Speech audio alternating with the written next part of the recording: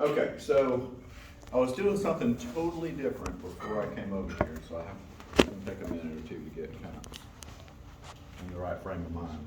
What the hell is that? Oh, okay, all right, let me see. There's this, all right. Okay, so we're talking about the pattern of blood flow, of course, through the, last time we talked about through the heart, and so the main point of last, our last discussions about this is that, fish have four-chambered hearts, but they're in a series, and so the circulatory pattern in fishes is a lot different than it is in mammals and birds, and amphibians too, for the most part, because these guys are using basically only one mechanism for respiration, and that's the gill tissue, and the blood's going to flow through the gills, then to the tissues, and then back to the heart. So 4 chambers, but in a series. And so last time when we stopped, we were just talking about the pattern here. So the blood from the tissues, and so this portion of the diagram represents the tissues, the systems that are made up of cells, and the cells are acquiring the materials that the blood brings it, and so including oxygen, nutrients, and all those things, building blocks of other things that cells need. So as the blood flows over these systems, now it's heading back to the heart through what we would call veins, right? And then the main thing there is that blood that's flowing into the heart at that point is without all that stuff, right? So without oxygen, without any kind of nutrients or digested material, because the cells have sucked it all out of the blood, with the exception of carbon dioxide, of course. That's going into the blood, and we're going to get rid of that in a few minutes, right? So the blood that's flowing back into the heart is without the materials that the cells need, and so now we're just going to get resupplied. Okay, so as the blood flows from the systems, it flows into this thing, which is what? Anybody? Sinus venosus, right? So it's a space that's receiving the material from the veins. Venous is the reference term there. Then the atrium, then the ventricle. The ventricle is most muscular because why? It pushes the blood. It's pushing it through the whole organism, right? And so it has to be muscular. And then this is the bulbous arteriosus, which is a more flexible chamber that smoothens that process. So the blood's not coming out in extremely high pressure and then none, and then extremely high pressure and then none. So it dampens the pulse. And so when the blood flows out of the bulbous arteriosus, now it flows into another major artery, and that's called the ventral aorta. It's ventral because it's on the ventral surface of the organism. If this is, up here is the dorsal fin, down here is the anal fin. So this is the top of the animal, this is the bottom. So this is the ventral aorta because it lies on the ventral surface internally. And then this part is the main part of this, right? And so after the blood flows into the ventral aorta, then that branches off into major vessels that flow upward toward the gill tissue, right? And so those are called afferent, and remember that, ascending. The afferent arteries are ascending or moving upward dorsally. And then from the afferent arteries, then they flow through much smaller vessels, the capillaries, that are part of the gill tissue. And then, of course, we talked a little bit about capillaries. So anytime there's exchange between the blood and the environment or any systems, it has to happen at capillaries, right? And somebody tell me why it has to happen at capillaries. What's special about capillaries? They're really, really small. Small enough so that they can get close to what? Cells, right? And so again, that's the machinery. That's where it's all happening. In individual cells, if you can't get close to a cell, you can't give up the products or take away some of the byproducts like carbon dioxide. So capillaries is always going to be the place where you have any kind of exchange of anything, right? In terms of a multicellular organism. And so from there, and so this is where, so these little ladder-like structures here, those represent the capillaries that flow through the gill tissue. And the gill tissue is exposed to the aquatic environment, and that's in different ways, but mostly as the animal brings water into the branchial cavity and then pushes it out across the gills. Now you're exposing these capillaries to the environment.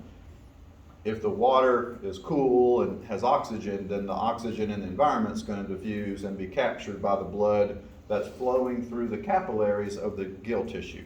Right, so that's where the animal's getting the oxygen that's going to ultimately supply the cells with oxygen so they can synthesize ATP.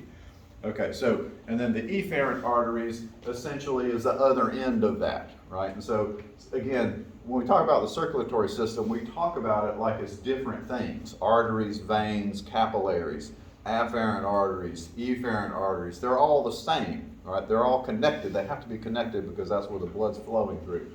So on the other side of these capillaries, in other words, these capillaries then come back together and form major vessels, and those are these guys, the ones that are taking blood from the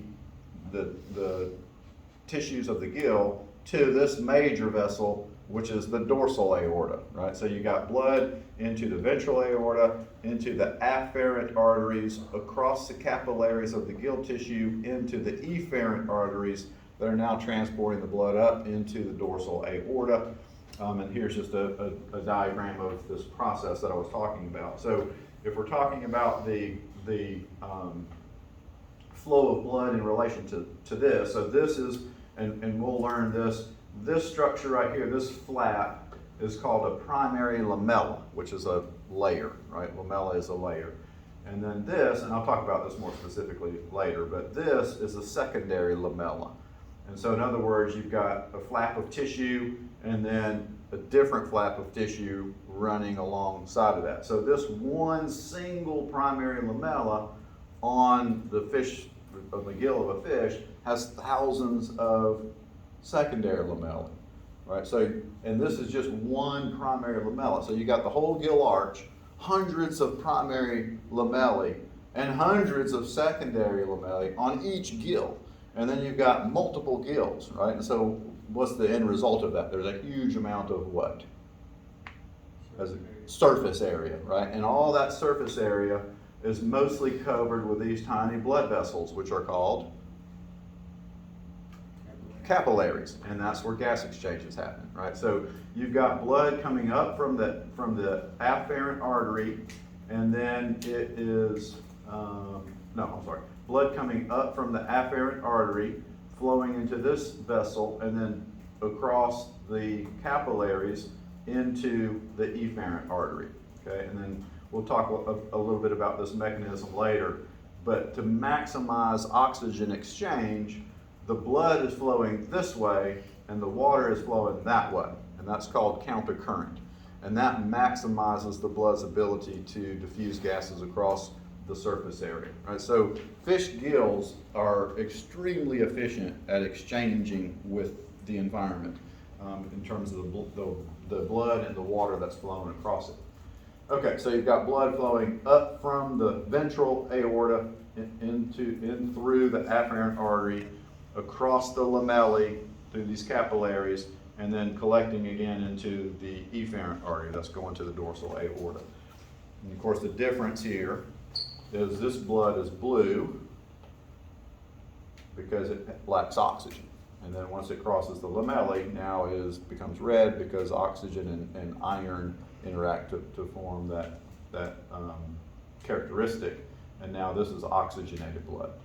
And that's, of course, the whole point of that, right? So from the dorsal aorta, then the blood is moving to the systems again, right? So here's just a schematic here. So here's the heart, here's the ventral aorta, afferent arteries, gill tissue, capillaries, dorsal aorta, and then from there it either goes to the head region or it goes to the rest of the organism.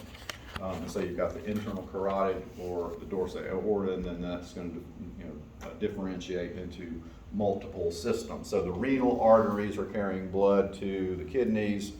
The celiac artery is carrying blood to the coelom. Which is coelom? Anybody know what a coelom is? You guys talked about acoelomate animals and coelomate animals. Nothing? A coelom is the body cavity, right? So some animals don't have a space. Some animals do. The more space you have, the more organs you can put in there. And so obviously they're going to be more complicated than the acoelomate animals. And then the hepatic artery is going to deliver blood to the liver. And then there's multiple other branches, right? Because all the cells have to get the materials that is coming to it via the blood. So the oxygen comes from the gills. Where do the nutrients come from?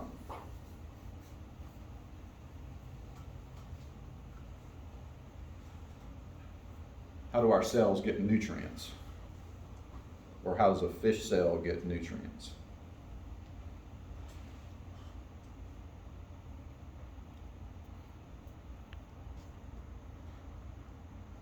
Let's back up a little.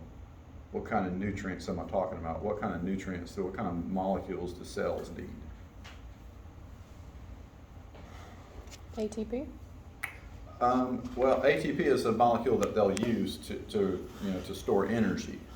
I mean, if you're a weightlifter, you might know one of them. Protein, right? And protein in the form of what? Not protein. What is it? Amino acids, right? So how do we get amino acids to our cells? The cells need it, right? I mean, that's where everything's happening. But you can't just roll around on a chicken and get amino acids. How do you get it to your cells? You got to eat it, and then what? What's that? Blood. You have to absorb Before you can absorb it, like when you swallow a chicken McNugget half chewed because you're in a hurry, that ain't going into a cell, right? What do you have to do to it first? Break it down. Your stomach digests it into, so we're talking about proteins, for example. What's the protein going to be broken down into? Amino acids, which are very small, which can diffuse into a cell, right? So the oxygen that's going to the cells coming from the gills, but the materials that we need to build stuff, to build muscles, to build neurons, to build all the tissue that we have to build, that comes from our food. And you've got the similar process. You've got a stomach, and then you've got, break it all down, then you've got intestines. But attached to the intestines would be what? Still, you got a problem, right? You got your stomach, you got your chicken McNugget in your stomach, and it's in your intestines. Still, how does it get to the cells? Because if you don't get it to the cells, it's coming out the other end. your blood. Was that? Your blood carries it? Yeah, so you've got your intestine, then you've got a bazillion capillaries that are surrounding the digestive system, and that stuff diffuses through the digestive system wall into capillaries and off to the cells, right? So everything is happening with the circulatory system, and the ultimate goal for everything is to get it to the cell, but there's different ways of doing it, right? So if we're talking about oxygen, that's coming from the gills. If we're talking about nutrients, that's coming from the digestive system. And the only reason why you have to have all that is because we're multicellular, right? And that's what multicellular organisms bring to the table. Okay, and so this is just kind of a summary of, a schematic of the differences here between a fish, and this is an amphibian, and this is a reptile, mammal, or a bird.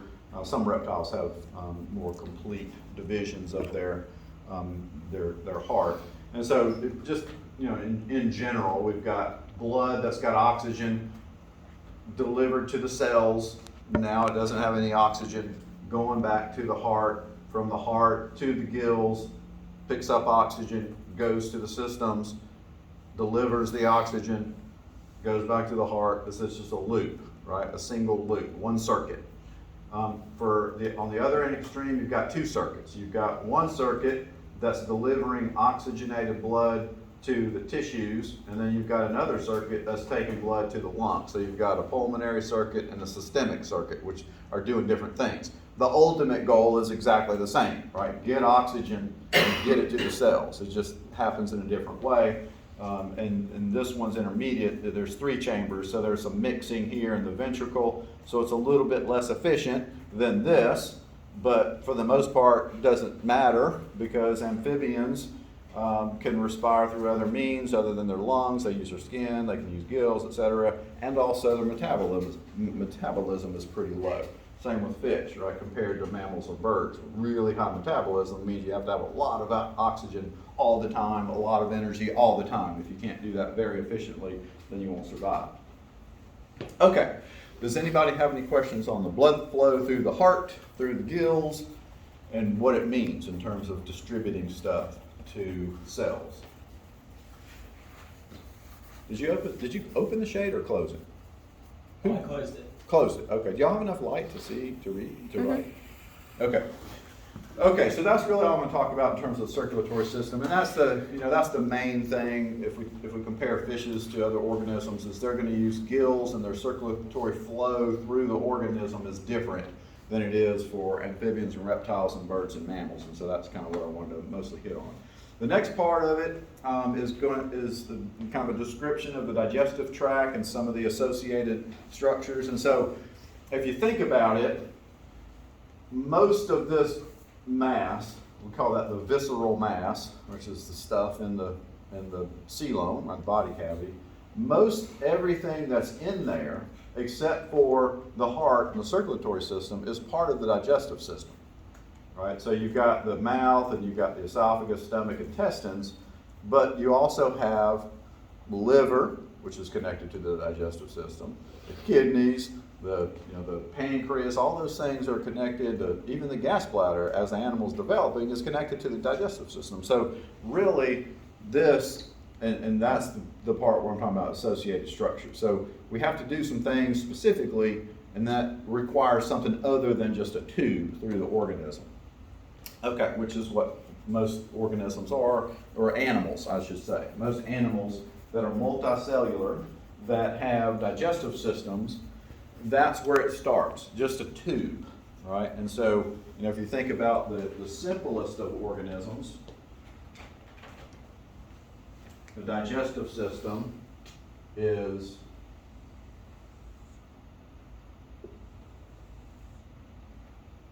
a mouth on one end and an anus on the other end.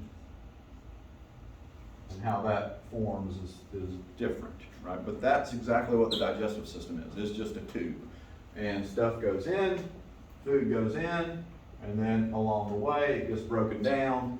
That stuff gets deposited into what? Tell me what the broken down stuff gets into. Cells.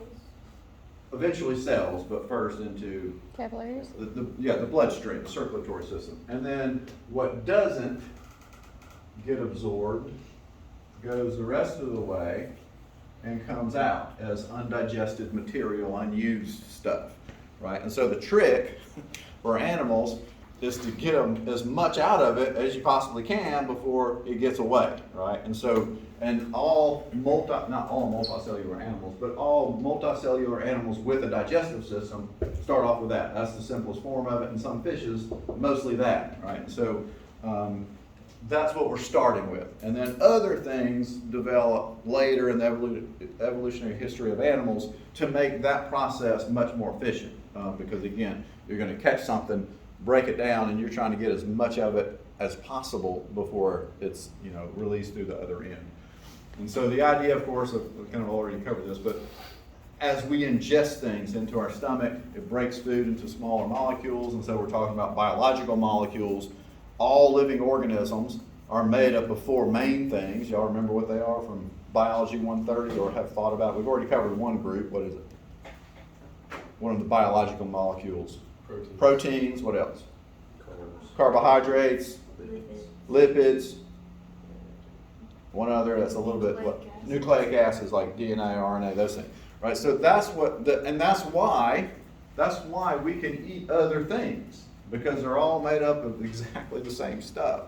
All living organisms are made up of all those things, right? And so when we eat a chicken McNugget or a salad or a hamburger or tofu, it's all made up of proteins, nucleic acids, carbohydrates, and lipids. It's the same stuff. And they all have building blocks, right? So proteins, amino acids, carbohydrates, cellulose, that's the term. Glycogen, what's that made up of? What are our carbohydrates? What's the simplest form of a carbohydrate? Monosaccharide. Give me an example of a monosaccharide. Glucose, right? So you make different things with that, just stack it together, connect it together, you make something big, a macromolecule. The lipids, those are fatty acids, individual fatty acids, glycerin, And so whenever we eat fat, we're breaking the big molecules up into the building blocks of those things that can get into the digestive system. Then we just rearrange it into our own order, put it together and make a human protein, or if you're a fish protein if you just ate a stonefly. When you eat a stonefly, you're eating stonefly proteins that made them for their purposes. Now you have to break it all down, put it back together in different order. Now you have a fish protein. And that's how, and that's the whole point of the digestive system. The only reason why we can do that is because we're all made up of the same stuff. Doesn't matter what you eat, you're getting the same stuff. Okay, and so the idea then, of course, it has to get into the bloodstream. And associated with this, right, this tube are blood vessels, capillaries, that are on the surface of it that allow, close enough to allow the diffusion of material. Some of the stuff has to be actively transported, but it's small enough to get through the phospholipid of the, phospholipid bilayer cell membrane. Okay, so that's the whole point of the digestive system, is to break things down into their building blocks, like the monomers of all the polymers that we use, and then get it into the bloodstream. So on one end you got the mouth, and then on the other end you have the anal opening, and that there's a little bit of variability in that. Sometimes it's connected or part of another system, but mostly that's it. A tube within a tube. Multicellular animals with digestive systems, for the most part, unless you're a jellyfish or something, you've got that situation. Okay, and then between the two, you've got some things that we'll talk about. So the mouth cavity, of course, is the front end of that, and that's where most animals ingest things. The pharynx for fishes, what's special about the pharynx?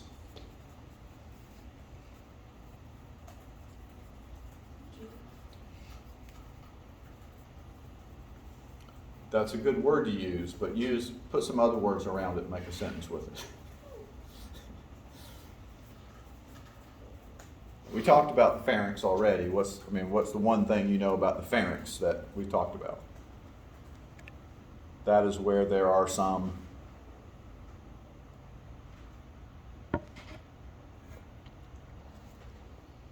on each side. Teeth. Huh?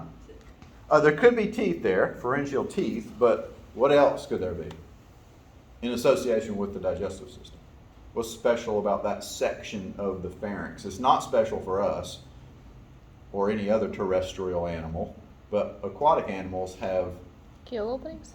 What's that? Gill openings? Openings, right? Not necessarily gill openings, but pharyngeal openings, right? When we talked about the characteristics of the cortex, that's one of them. They all have pharyngeal openings.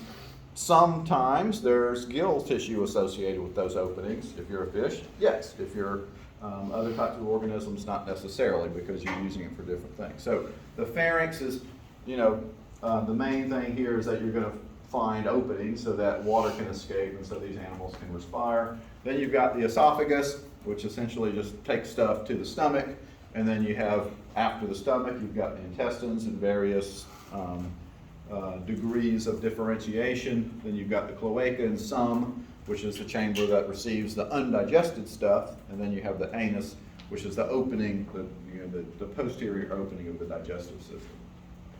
Okay, so we'll talk a little bit about just the groups of organisms and how they might differ in terms of their digestive system. Let me go back here. Okay, so if we're thinking about just the digestive system of the anathens, right? These are the jawless vertebrates. That term was on your exam. The term that we use to represent jawless vertebrates, those are the anathens.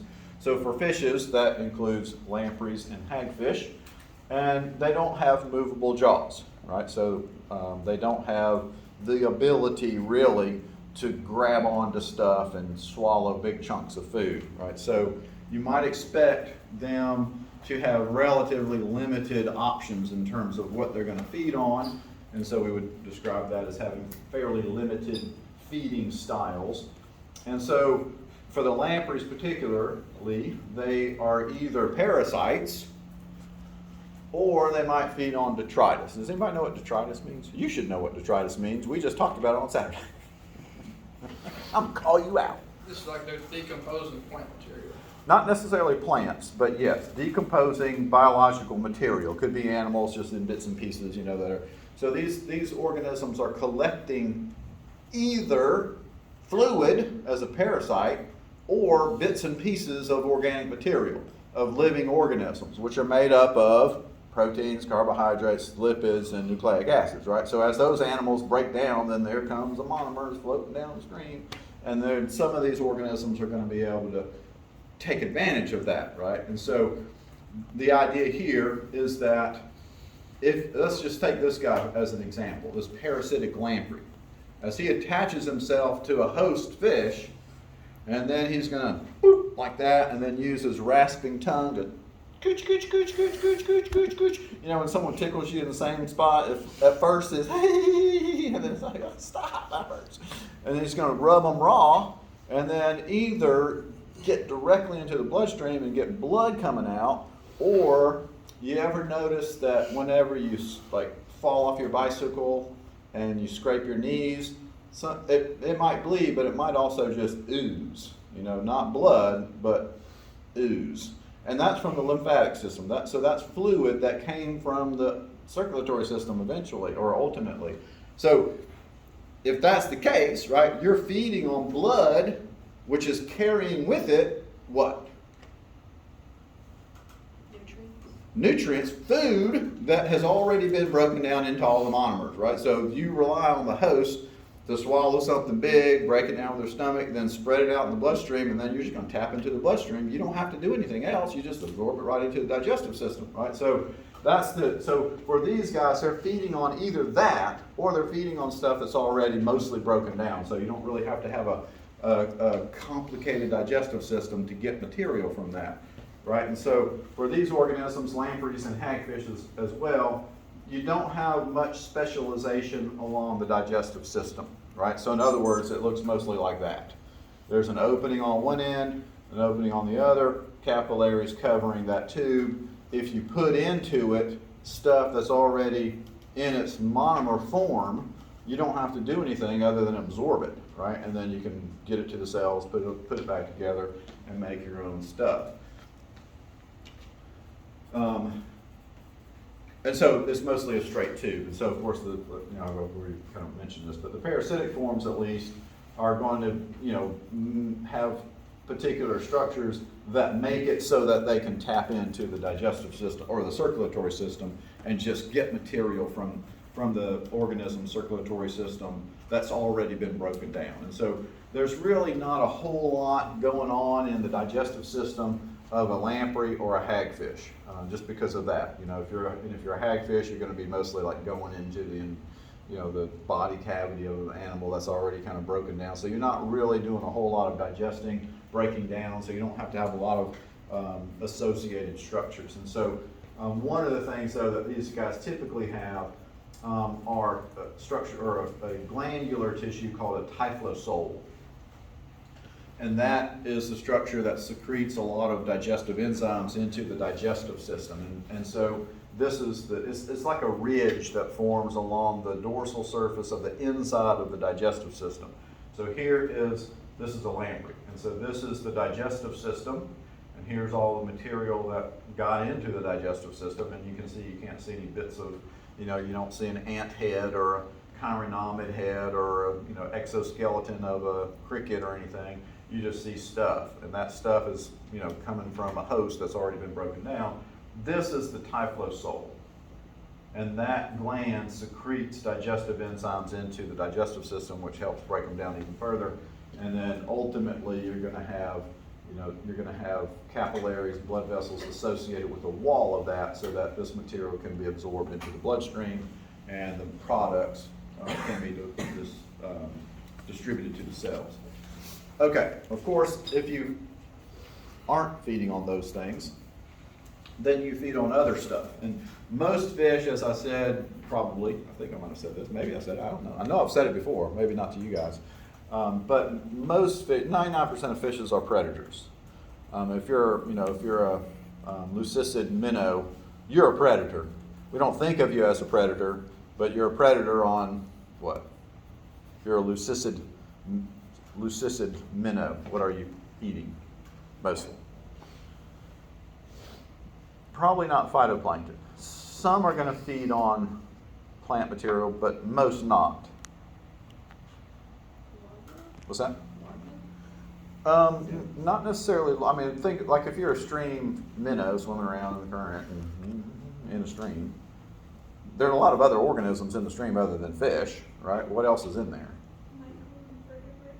Aquatic macroinvertebrates, and so maybe that's what you're talking about. And some of them are in the larval stage, some of them are adults. But you're feeding on little animals like little beetles or back swimmers or dragonfly larvae or what else? Giant water bugs, stuff like that. You probably won't feed on those. Those are yucky. But you're feeding on those things, right? So we think of like a little tiny darter is a predator. It's just predator on smaller animals. And so, predator, when you say the word predator, that doesn't come to mind. We're thinking about mostly piscivores is what we're thinking about when we think about predators and fish. But most of these animals are eating other animals, and so you have to have some specializations along the digestive system. Okay, so what I want to do now is kind of go through the different sections of the digestive system fairly briefly and talk a little bit about some of their variability and things that are applicable to ichthyology. So if we're thinking about the mouth and buccal cavity, so the mouth is just the opening and the buccal cavity is the space that's behind the opening. The main purpose of that is to seize prey and control them so that they can be ingested. For fishes, you don't really get chewing. You might get chomping, like if you've ever seen like a shark consume a larger prey, they're gonna meow, meow, meow, meow, meow, meow. So they're biting stuff and they're just kind of working their jaws up and down to get it into the stomach. So they're not really masticating anything. They're just, biting and then getting it into their stomach somehow. But most fish are just gonna open their mouth, suck stuff in, and it goes into the digestive system. So they're not really chewing. There might be some crushing involved, and we talked a little bit about this.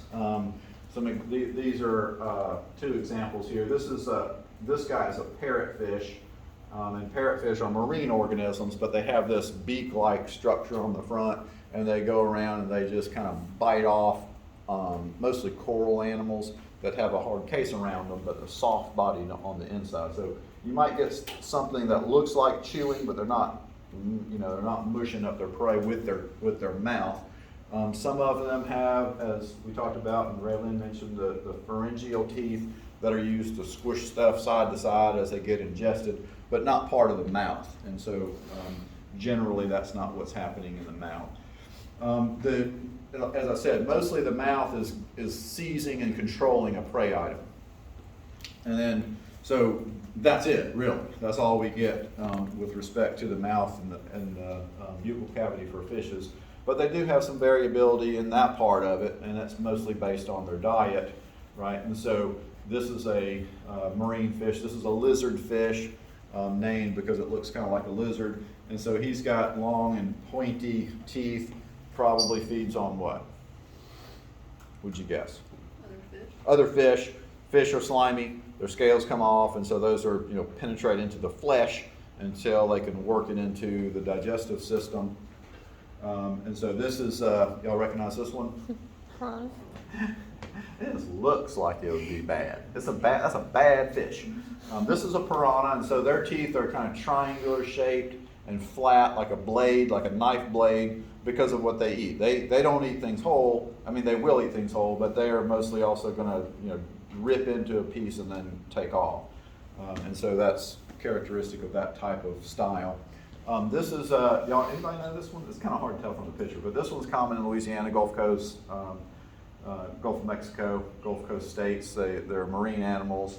They like to hang out on around pilings and stuff, so we used to go fish for them. Huh? Is it a sheep's head? Sheep's head, yep. And so these guys have like people teeth.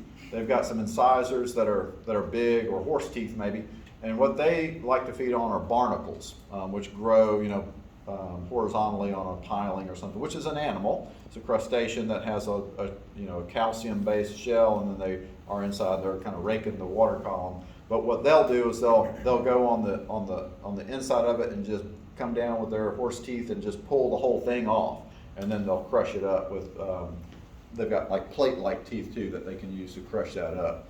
And so their teeth reflect that habit of biting things off of either rocks or pilings or whatever. This is a sawfish. What do they use that thing for? So they got this long snout with teeth on the sides. Anybody know what they do with that? Swing it around.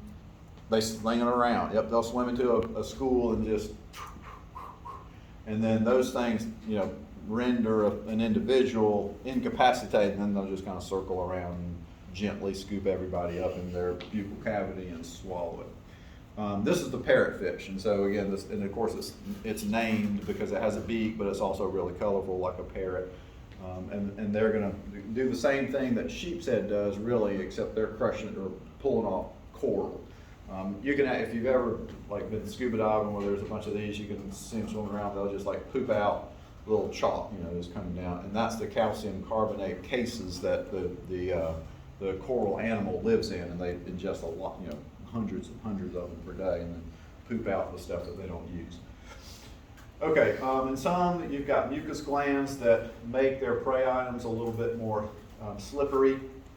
They also have taste buds in their mouths. Fishes don't really have much of a tongue. They do have it's like a cartilaginous, squishy pad. It's called a hypoglossal apparatus. But they can't, use it to manipulate stuff, but there is a pad in their mouth, and that has taste buds on it.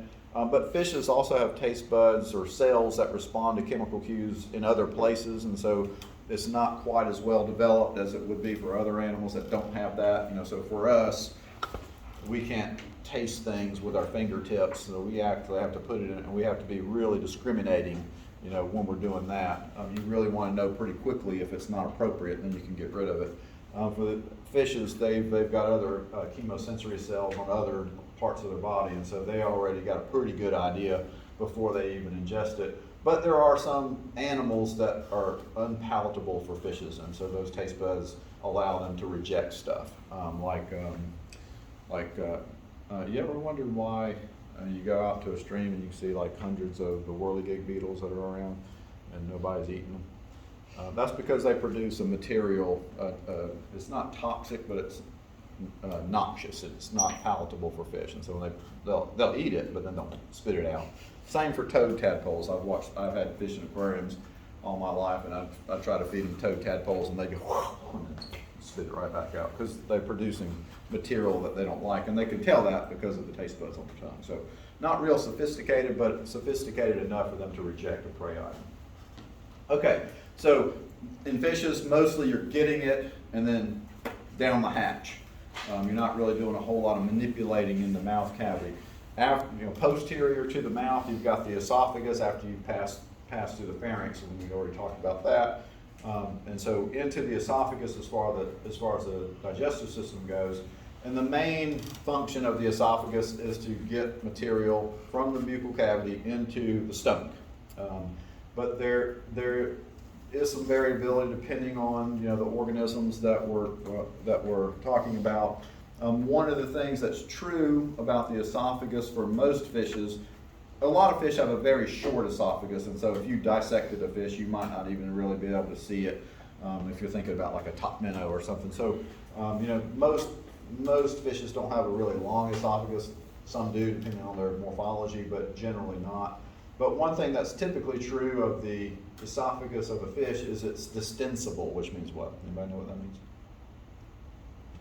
Distended is stretched out. Right? So distensible is essentially flexible, elastic, so when they swallow something it can expand a little bit. Of course, that's going to be important for fishes. How come? Why is it important to have a flexible esophagus? It allows them to eat bigger stuff. What's that? Allows you to eat bigger things.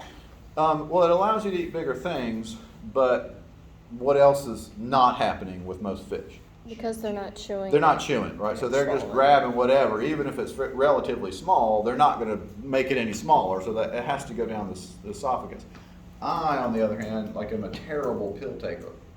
I just recently learned how to do it pretty well, but before, man, I'd put a pill in there and try to swallow it, and this is barfing all over everything. I couldn't do it because our esophagus is not very distensible. And you ever taken a pill and swallowed it and it felt like you had a acorn in there, but the pill's only like that. Yeah, it's kind of painful if you don't do it right, and for some reason I'm not very good at it. Yes, sir? The parrotfish, is that also when they digest coral? Is that where sand comes from? Or some of it? I mean, it's not necessarily where sand comes from, but it's where calcium deposits come from. But that, like, and so like limestone,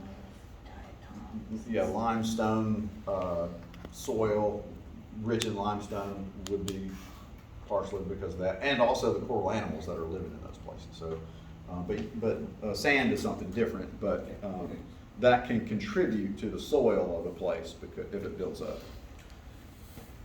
Okay, so that's the esophagus. So not really a whole lot going on with the esophagus. The main function is to get it to the digestive system, and it has to be distensible so that it can accommodate relatively large prey items that haven't been masticated or crushed. Okay, so now we're talking about the portion of the digestive system that's involved in the digestion, right? So the stomach is, of course, posterior to the esophagus. And this is used for different things, storage and digestion. And so digestion is probably obvious, right? So when you go into the stomach, you're going to get digested. But for fishes, it's also used for storing food. And the reason why that's true is because for fishes that are predators, which most of them are, but a lot of times prey is two things. One, not chewed up, and then the other thing, pretty patchy. Right, so in other words, you might have a bunch of prey items here, and then a lot of space where there's 0 prey items, and then over here you might have a bunch, right? So for most fishes that can consume prey items, they'll consume multiple ones, right? And then swallow it down into the stomach. The stomach is also distensible, so it can expand quite a bit to hold multiple prey items at once. Otherwise, they're gonna, if they only just ate once, I'm full. Then they're not going to find a prey item for another 4 days, and they'll just starve to death, right? So these guys are grabbing as much as they can. So one of the things that happens in the stomach is the production of pepsin and hydrochloric acid. And so I want to talk a little bit about that, and in that it's something that we think of. Oh, God. Did I use the wrong side? Yeah, I used the wrong point. Not to shear it. Oh, I'm too old for that. Come on. What's wrong with a chalkboard, eraser that you go beat out, if you get in trouble or if you're a teacher's pet? So our cells produce a molecule that's called pepsinogen. Because I think it's kind of neat to think about this. Because if you go back to what I said before, so if you think about this fish, my alarm should be going. If you think about this fish, ate what? Other fish, right? And the reason why they can do that is because other fish are made up of the same biological molecules, proteins, carbohydrates, lipids, etc. And I'll finish up my discussion about pepsinogen on next time. And this time, I'm going to give back